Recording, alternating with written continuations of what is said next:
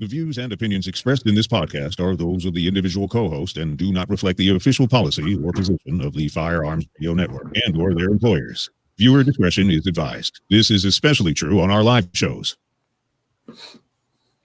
Welcome to This Week in Guns. This show is brought to you by the Firearms Radio Network and Patriot Patch Company.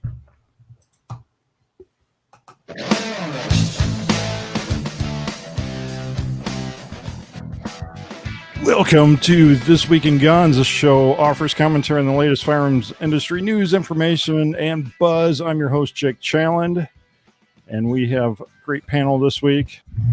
First, don't forget to go to firearmsradio.tv/Amazon when you're shopping Amazon. It helps support pro-gun shows just like This Week in Guns. We have Daniel Shaw. Daniel Shaw is a retired Marine infantry unit leader, notable law enforcement and armed citizen, firearms trainer, sometimes podcaster, sometimes writer and marketing director for Gun Mag Warehouse. Hey, Daniel, what's up? Hey, how are you doing, Jake? Doing great. Great to have you back on. It's been a long time. Yeah, man. Happy to be here. And we have Savage 1R. He is a long-winded and nasally panel member of the We Like Shooting podcast and an armed citizen, firearms trainer, and sometimes... Or wait. No, that's not... I mean, technically I'm an armed citizen. Can't even read the show notes right. Yeah. You can be everything. Can I be you too, Daniel Shaw? Because when I Googled you, I saw that you were also a storm spotter, storm chaser, and national news director in Sydney, Australia. Yes, so that is not me. Oh, damn it. I would like to chase some storms, though. It looks like fun. I live in Wichita, and I almost do it a few times, but I never make it. That does sound fun. So anyways, let's try this again. So Savage, you're a photographer, videographer, and a faculty at Sonoran Desert Institute, where he teaches impressionable young minds how to properly bubba their firearms. That's right. I will turn anything into a bullpup. So you teach the Mosin Nagant class then? Yeah, I've got an unmolested one over here. Hold on. Unmolested? Unmolested. Nothing has touched this yet, but I have a screwdriver and a Dremel, and we'll see what happens. That's a nice looking stock on that thing. Yeah, I'm not touching it. It's very pretty. Welcome, everyone watching live on Facebook and YouTube. Patriot Patch Company helps make this possible. Check out the Patch of the Month Club over at patriotpatch.co. Also, check out the Black Friday deals. If you're listening live here, you'll be able to check those out tomorrow. Sign up for the newsletter at patriotpatch.co. Top stories this week. So we're going to start with some positive news like usual. October has been the all-time record for NICS background checks. Record seems to be broken almost every year. And some companion stories, I guess they didn't link up here, but they're estimating that we may have record NICS for this holiday season as well.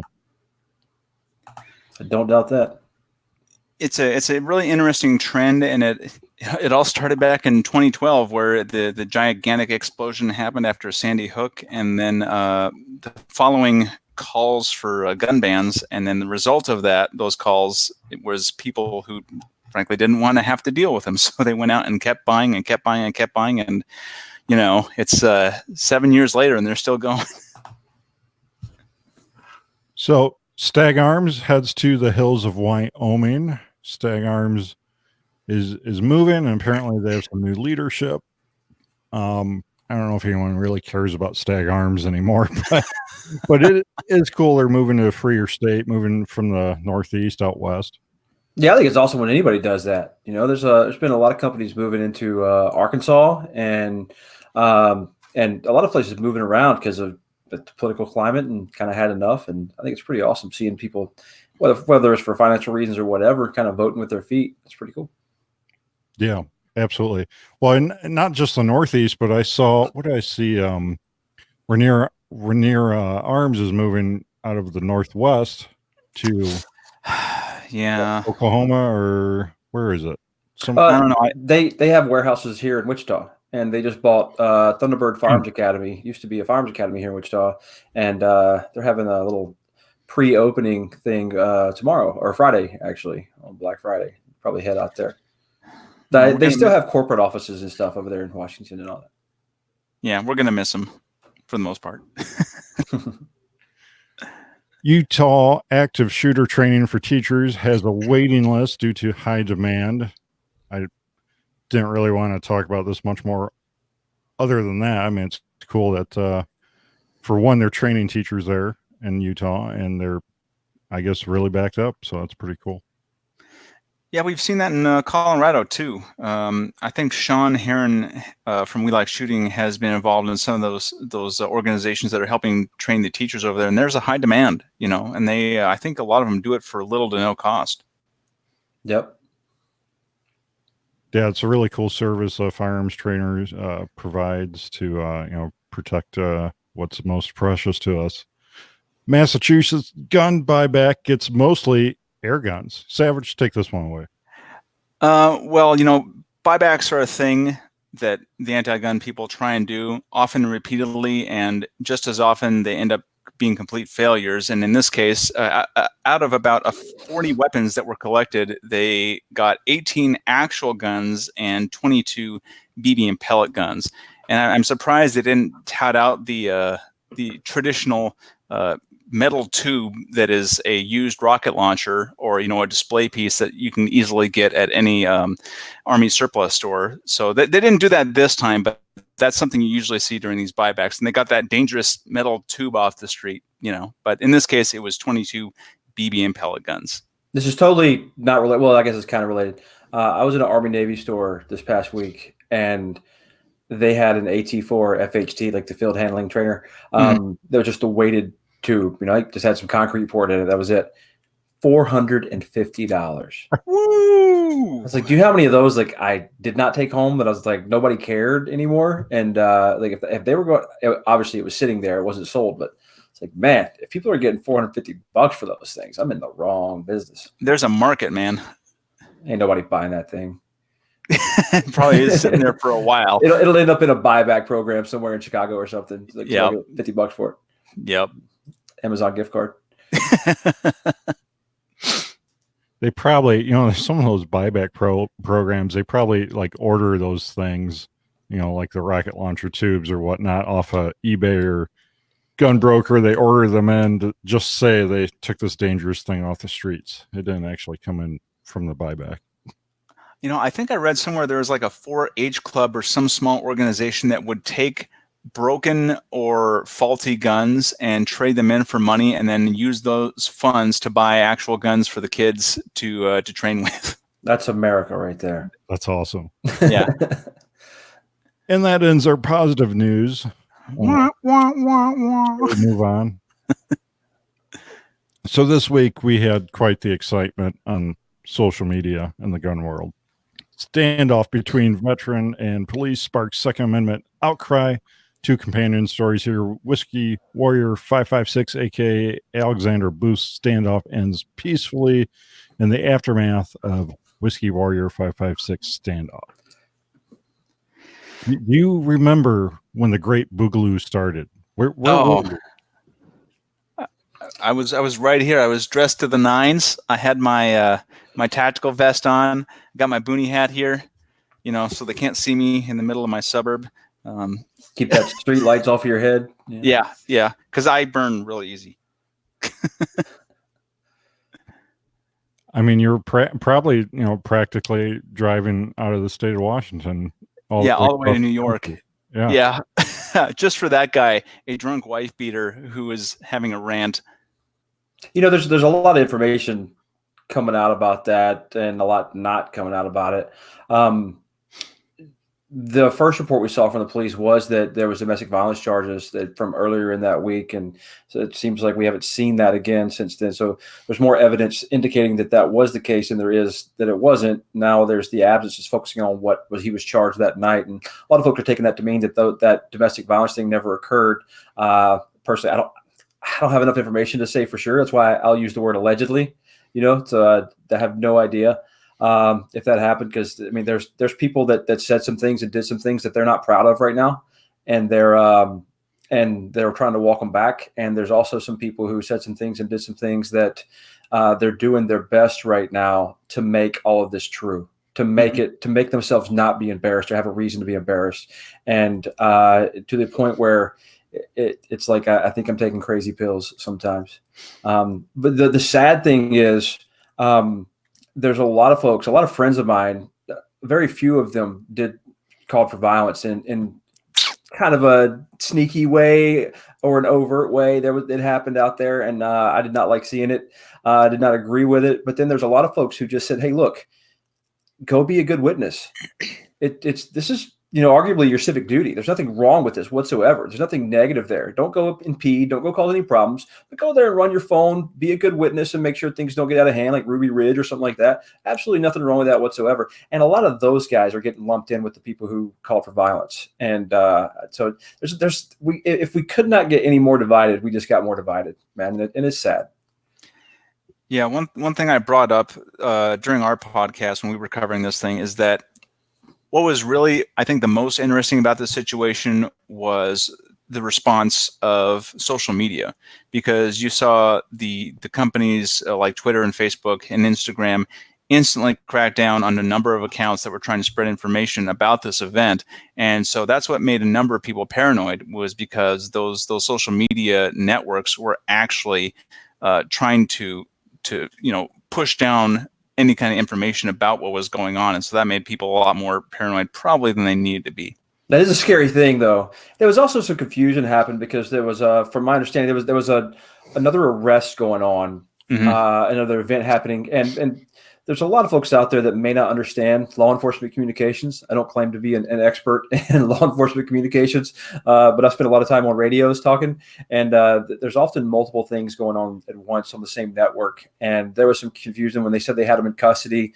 A lot of folks took that to mean we're out here right now, and they're not in custody. This is just propaganda. They're lying, trying to get you guys to show up so they can be bad people, and which was really, it was a totally different incident on another part of the town. Which is totally normal in law enforcement communications. You can turn on your scanner any day on your local law enforcement, and you'll hear multiple things going on at once. It happens. Well, and now we have, the conspiracy side of things. Was this some kind of psyops operation to see how quickly the Second Amendment community would respond and how they would organize and how they would, go out there and do something about this? And I don't know. What do you guys think of that? I don't consider myself a tinfoil hat wearer, but man, I love a good conspiracy theory. They're just fun to read, fun to listen to, fun to watch documentaries on. I enjoy them. But doing a little thought experiment, just thinking about it. If I really wanted to figure out a way to spin something and paint the firearms industry community in a bad light, and spin something to a negative and leave out all the positives, and I wanted to do something very divisive to split them up even more. Maybe hire an actor to do such a thing, right? Like I am not one of those who believes that this was an actor and it was a semi-false flag or anything like that. Don't quote me on that. I'm not saying that in the slightest, but hey, man, you never know these days. It's 2019. People do crazy stuff. Yeah, I think actually it was far more valuable intel for Second Amendment activists, because like I was saying before, it showed how the centralized social media conglomerates can crack down. So it's really telling us that, look, we need to start looking to other decentralized social media applications that we can use that can't be controlled by a central authority. There's a couple different cryptocurrency based social media networks out there. You can look up Voice for EOS as well as Karma. Those things are cryptographically secured, are not controlled by a centralized authority, and it's pretty much roll your own when it comes to those things. So look into some of those options. Yeah, I think it's a good idea to have to be able to communicate and not have somebody in charge of it, but definitely not have YouTube and Facebook and Instagram controlling the narrative, controlling what's said, because we've all seen what they do every single day and how they censor us, every chance that they get. But at the same time, we have to have our biggest influencers and us as an individual have our critical thinking hats on a little bit, right? And not jump to conclusions with very little information. I don't care if you're talking full-scale warfare, squad-based tactics, individual fight at 2 a.m. at the gas pumps, or an event like this right here. We as gun owners, guns on our hips, guns in our houses, we cannot be so quick to judgment that we go straight to get out there and shoot the traitors. We can't do it. We can't go straight to that. We have more responsibility to ourselves, our families, our country, to the Second Amendment of the United States, to the future generations, to be those loose cannons. We can't do it, and we need to expect more out of our people that are the leaders of our community, and expect more out of our peers. Absolutely. It's the last option, not the first. They say, what was it? The ballot box or soapbox, ballot box, ammo box. And this has been an unscheduled test of the National Boogaloo Alert System. This was only had this been a true Boogaloo emergency, you would have not received any instructions. This concludes the National Boogaloo Alert System test. You've been waiting the whole episode to do that. I could see him reading. He wrote that down. Absolutely. Supreme Court finally ends Brady campaign suit against Armed List over 2012 spa shooting. And I think we covered this 2012 spa shooting on one of the first episodes of the show, actually. Oh, really? Interesting. Yeah, that was 2012. That was a long time ago. So this happened back in Wisconsin. So the Wisconsin Supreme Court had dismissed the suit after a lower court received it in 2018. But after an attempt to revive it with an appeal to the Supreme Court, the actual Supreme Court, SCOTUS found finally put an end to the punishment process once and for all. So this was an instance where somebody bought a gun, a prohibited person bought a gun illegally using the arms list listing service, and that's what it is. They're a service. They're not like a publisher, so they don't go in and actually edit or monitor all the different postings that go up on arms list. And there's the Communications and Decency Act, which basically protects web providers like them, websites from events just like this, because it's sometimes impossible to monitor all these stuff. And if every website is held responsible for every single thing that a user does on that website, I mean, most of your internet would go off overnight. That sounds ungood. Yeah. Well, it really shows how long and dragged out these things can get. I mean, it takes forever. 2012, man. I've been trying to take arms list down since then. Yeah, for sure. Recall alert. That's right. We have a couple recalls here. This one's kind of scary. The Accurate powder manufacturer, if you reload your own ammo, Accurate, you're probably familiar with. They've recalled several of their powders, 3 of them here, 2495, 4064, and 4350. There's a link in the show notes to the article here on the Firearm blog where you can check to see if your lot numbers are within this recall, but it kind of sounds like it can just start on fire by itself. Oh my God. That's not good. That was gonna be my question. Like, so what's wrong with it? Is it just burning at a fast rate? Right. That's what I was thinking. It doesn't make your reloads, more potent and therefore dangerous. Oh, you mean reloads, like reloading your gun? Oh, because I was reloads like, it locks your slide back faster. Yeah, so fast it goes into your face. Yeah, it's not good. No, it says the containers may have some serious signs of degradation to your powders. The lid may be deformed. The canister may be deformed. There may be red fumes when you open the canister. Jesus. Wow. I kind of want some of this. So they're just actually spontaneously combusting. That's what this is all about. Oh my God. Yeah, it's kind of awesome, but terrible at the same time. I mean, you have me red fumes. All right. Is this that kind of party? I didn't know. I didn't bring everything. All right. So Daniel Defense also has a recall here, the Delta 5 rifle safety issue. They have a issue where I guess they previously had an issue where the bolt handles could break off during use, but they fixed most of that pre-production. But now they're issuing a recall for the firing, I think it's a firing pin cross bolt or cross pin. I lost my place here in this article, but you can check out the show notes case you have a Delta 5 recall.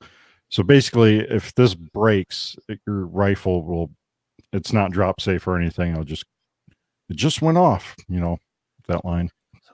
Is it the firing pin retaining pin that's broken? Just like Yeah. they just need a new firing pin retaining pin? Yeah. That's interesting. Sounds very minor. LA County Sheriff claims Saugus school shooter used a ghost gun. Amalan writer predicts a campaign against 80% guns and parts. And could the Saugus killer have purchased an 80% 1911 himself? Because he was underage, right? Yes, not in California. He could not have purchased it. So where did it come from? I've heard. I'd have to go back and look them up, but I heard that his father owned a number of firearms, and I mean, I don't know if anybody else here has tried to put together an 80% 1911. It's hard. That doesn't sound like something for me to do. It is not. It's not like a Polymer 80 Glock where you just have to file down a couple tabs and then drill a few holes.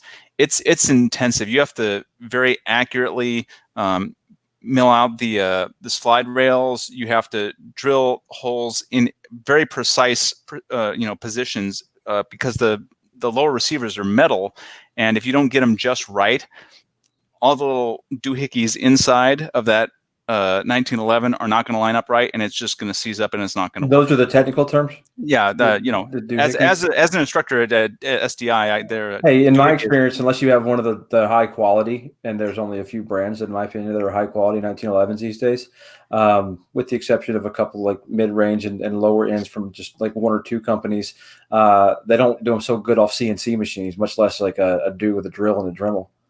Yeah, you get tolerance stacking, and then once that happens, it's not going to be usable. So there's no way this kid made it, a 15-year-old kid. It's likely that his father or somebody his father knew made it, and it was purchased through him. How the kid got a hold of it, I don't know, but I'm sure hopefully that information will come out sooner rather than later. Well, if he were to break laws and transport across state lines, is that really a surprise that a murderer, a criminal, committed crimes to do it? We see a lot of the active shooters that sometimes the guns were purchased legally and other things, but then we usually see a string of crimes leading up to it. Sometimes, and we often see an unlawful acquisition of the firearm beforehand. So it's who knows? Well, on top of that, we also see that DAs don't exactly prosecute a lot of these criminals after they've been caught with guns illegally. So they don't actually press the charges that they should be and put them away. So they just let them back out. They're able to go out and do it again. And all those gun laws that are supposed to be protecting us are basically thrown out the window. I mean, how hard can it be to make a 1911 though? I've seen the Pakistani guys barefoot in the caves making them. Come on. I'll have to admit, I screwed mine up.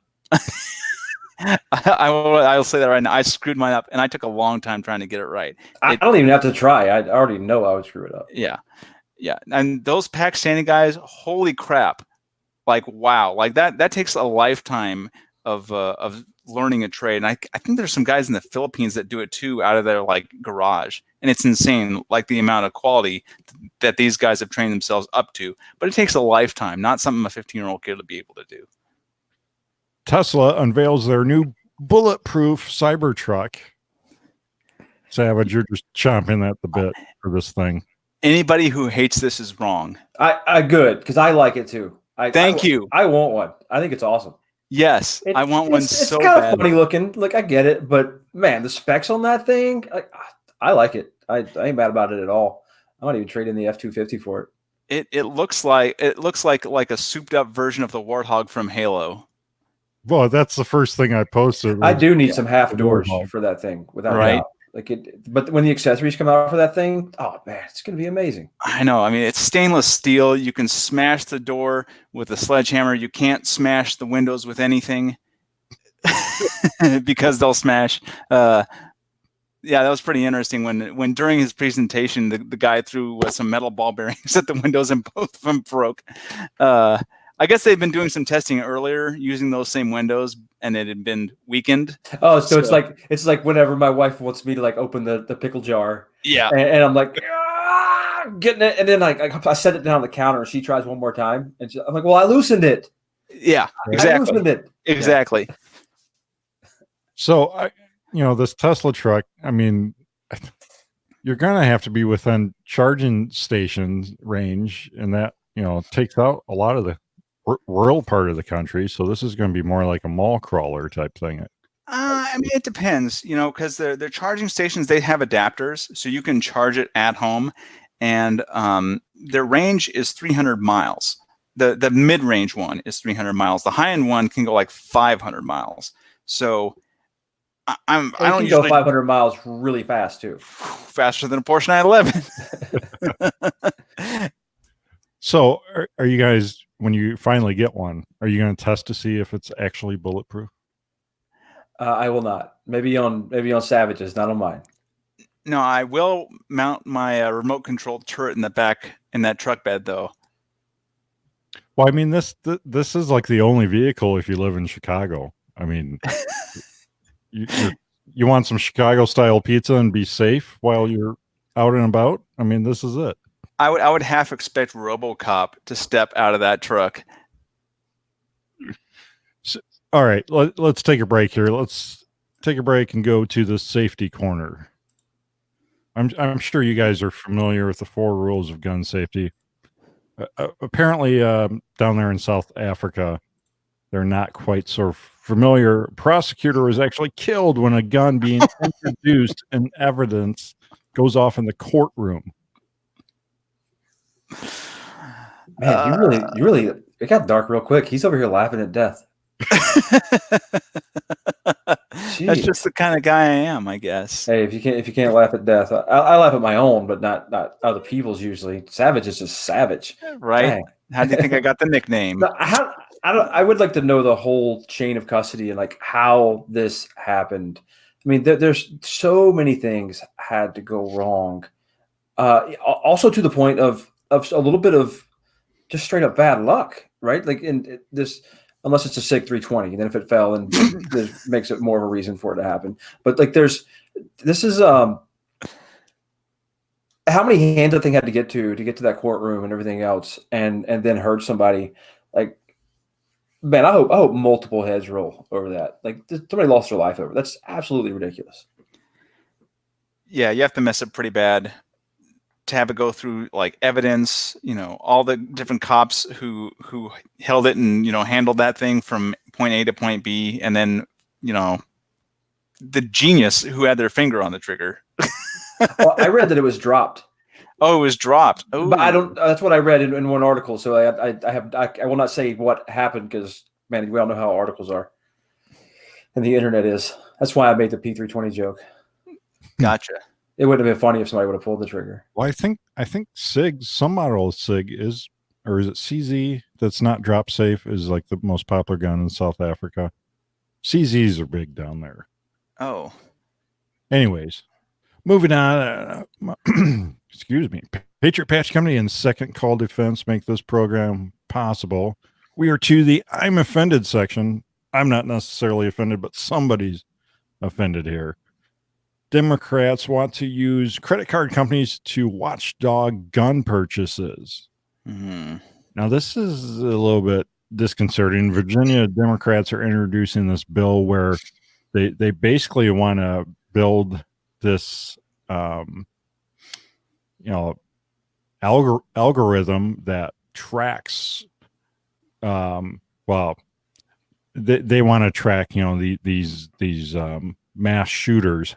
They're purchasing habits leading up to the shooting. They want to, keep us all safe and track this, but really they want to track all gun owners and their purchasing habits when it comes to guns and anything else. Look, Virginia is out of control. I don't know if you saw the stuff today that's going all over social media, Instagram and Facebook. I recently shared it. That bill that you just talked about, there's a bill that basically ends your First Amendment right and your Second Amendment right to no longer, any kind of training more than one person at a time is against the law. Peacefully gathering with firearms involved, it will be against the law. They are attacking everything, like taking away your First Amendment and Second Amendment right. Like this is a pretty incredible piece of legislation just went to committee. Yeah, that sounds like Patriot Act for guns. It's man. I made in my post. I just put on Instagram a little bit before the show was.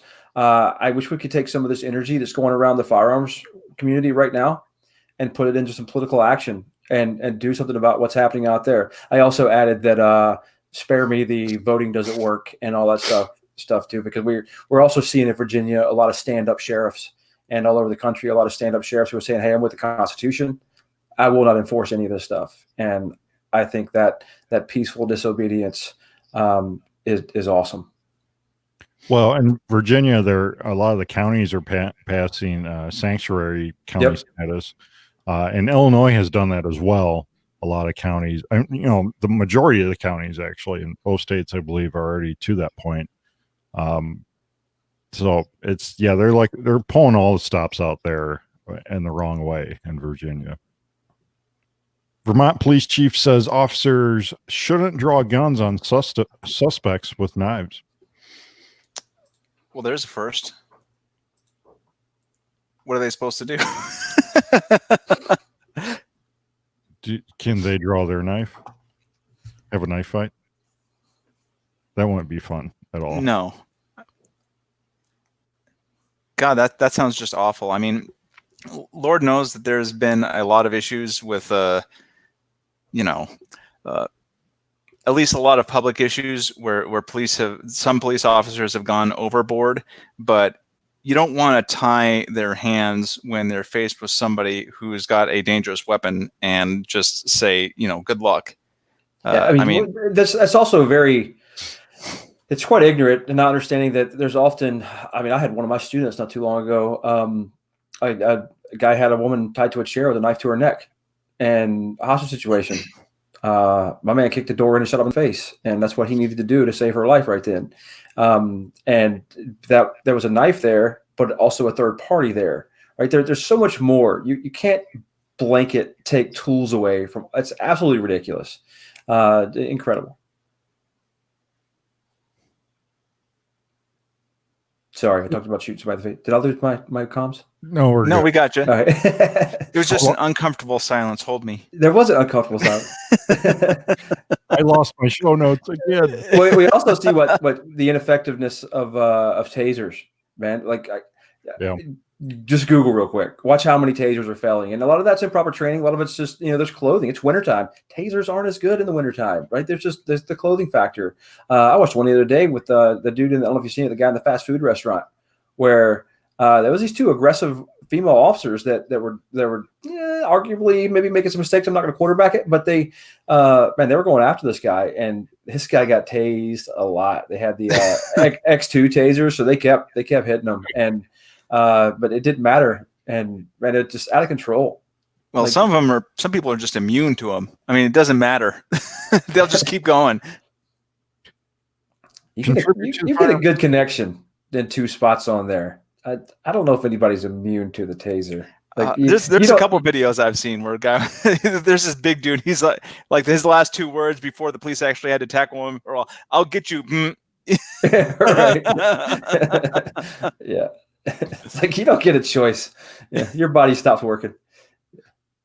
You can contribute to the Firearms Radio Network and This Week in Guns by shopping on Amazon with an Amazon affiliate link. Go to firearmsradio.tv/Amazon before your next shopping spree and support pro-gun shows like This Week in Guns.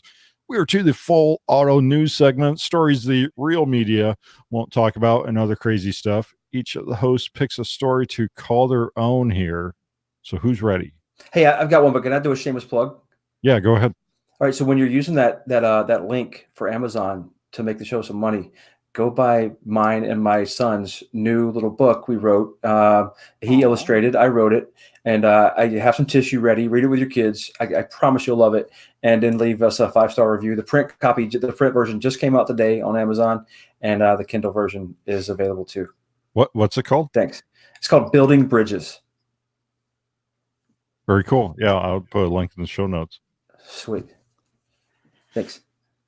I'm kind of a fan. Well, I'm not a fan of it, but I thought it was really interesting where they say a Texas woman killed by feral hogs outside home in unbelievably tragic incident. So apparently this Christine Rollins lady, 59, was just absolutely mauled by a group of feral hogs, and people just really don't understand how crazy feral hogs are and what a problem they are. I mean, and this was in Texas, which is You like would think the word feral yeah would cover most of that. You know? yeah, and Texas is like the the center, the epoch of where all the feral hogs have been exploding out of. It's literally called a pig bomb.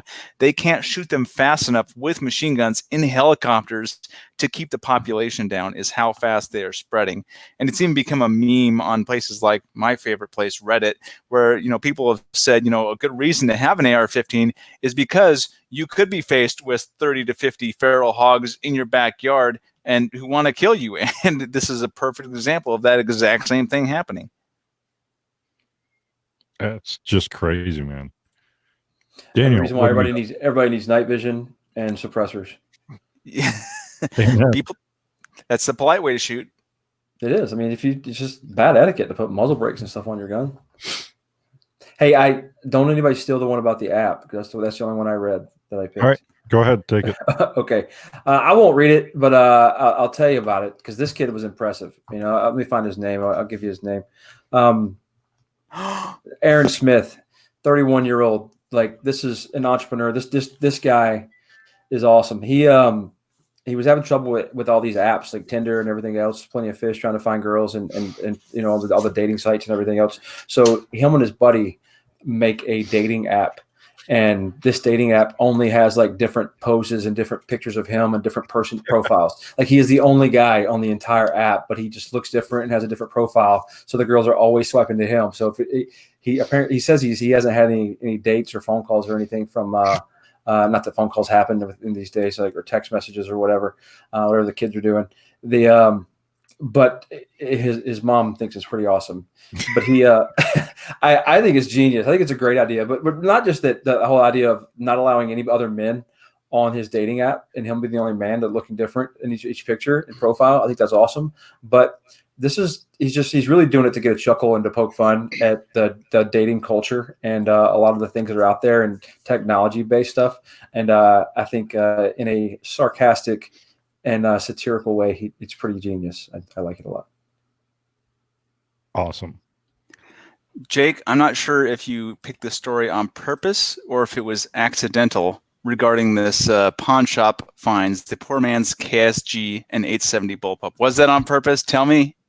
I was thinking of you, Savage. You were, because I've got one.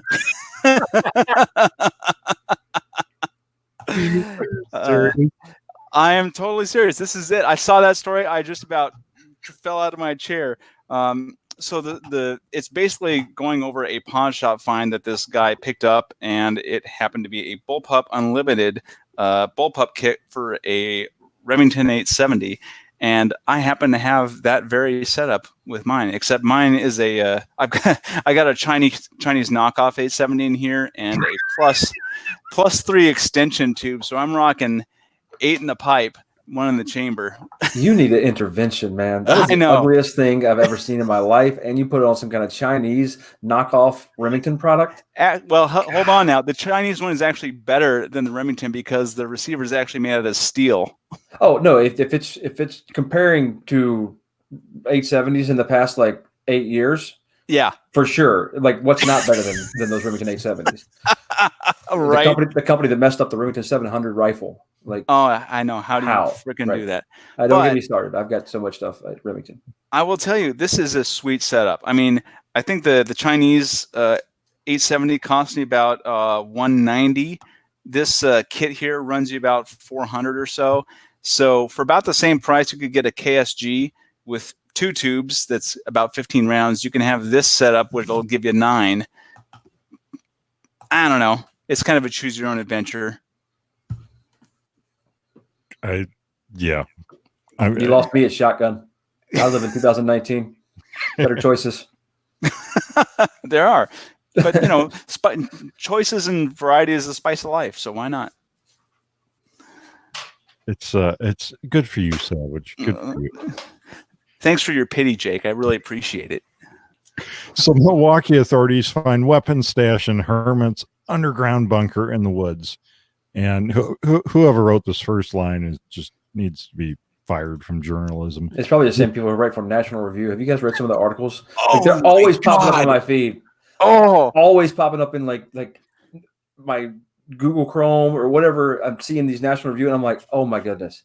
did you see Like- the one that was like how the Keltec SU-16 is more powerful than the AR-15? Oh man. And then like I don't even think we could do a whole show on like titles from there. They're so horrible. It's like the Babylon Bee for guns.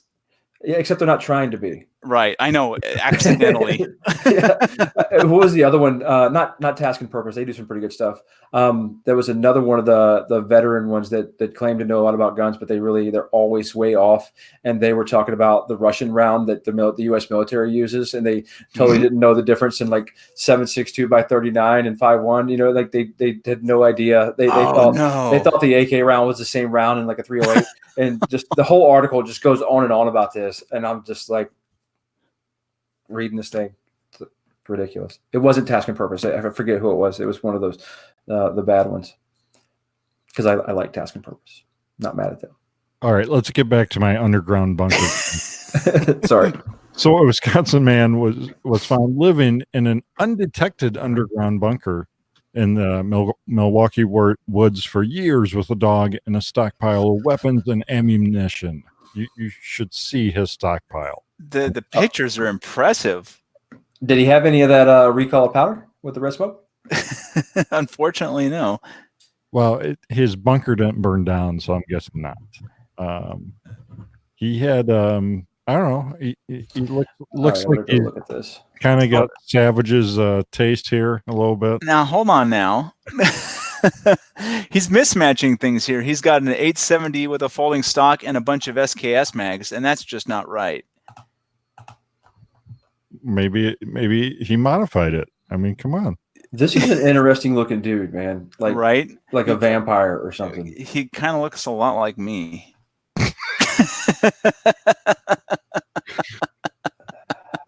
only angry.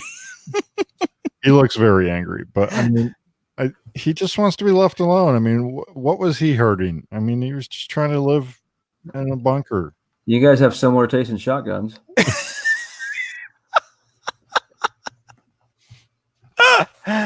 Oh, it's true. Court records show that 2012 arrest for scuffling with cops trying to detain him, and 2009 summons for riding a bike down the street with 8 German Shepherd dogs running along. Wow, so he's probably an illegal breeder too, and that's how he made his cash. Nice. I mean, now I really hate him. I'm sorry. I thought this was America. You can't ride your bike down the street with 8 German Shepherd dogs running alongside you. What the heck is wrong with that? Yeah, I wonder which law that was And that he. you can't live in a bunker undetected. I don't get it. I mean, I think we broke Jake. yeah, I thought this was a free country. I guess not in Wisconsin.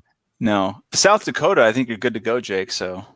Oh, I'm digging every day. All right. Taking that snow to get out of your driveway. I bet it's crazy up there, huh?